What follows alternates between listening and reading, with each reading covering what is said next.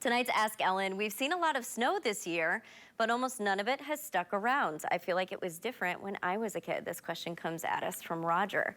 Was it? That's a great question. I've actually gotten this question from several people, different versions, but they want to know, is the winter actually changing just a bit? Was it worse when they were a kid, or at least did they have more snow on the ground? So to do this, we had to dig up a lot of data, took a lot of steps, and instead of looking at every single individual freeze thaw that might have occurred, all of the snow melt, all of the snow events. Instead, we decided to go forward with this project by looking at days with 1 inch of snow or more on the ground. So that was a really great way of just saying, okay, how many days did it at least feel snowy? How many days was at least 1 inch of snow coating the ground and no green grass showing? For this, we used data at the Grand Rapids Observation Station. Very well-kept data, in fact, the best in our area, so that's why we picked the Grand Rapids station.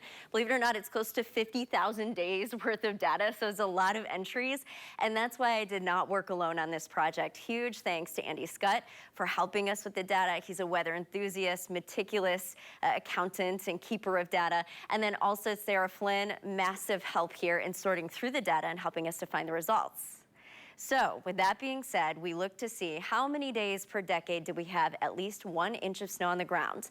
In the 1920s, 30s, 40s, 50s, and 60s, added up all the days, came out close to about 1,000, if not down to 900. The 1940s had really patchy data, so we just couldn't use it. It was not an accurate subset of data. Now, if we look at the 70s, 80s, 90s, 2000s, and 2010, you can see that we started to see a drop in the number of days. So the 70s, if you grew up in the 70s, we counted all of those days, we had more than 1,000 days with 1 inch of snow on the ground. 80s, close to 1,000, but the 90s, 2000s, and 2010s, we start to see the drop. So to make this a little clearer, we decided to divide each decade by 10. So that way we could say, okay, how many average days per winter was there 1 inch of snow on the ground per decade? Looking at the 20s. A given winter in the 20s had about 100 days with at least 1 inch of snow on the ground. 30s, about 92. 50s, 100. 60s, 100. 70s, actually 117. 80s, close to 100.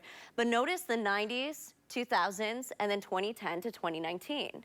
We only had about 80 to 84 days with at least 1 inch of snow on the ground.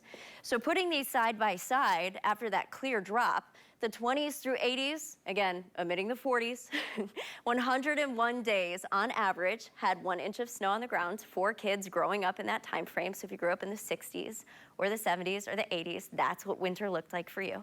But for the 90s and the 2000s, you only had 82 days with 1 inch of snow on the ground or more. Doing some simple math, that's about 2.5 weeks fewer than those that grew up in the 60s, 70s, and 80s.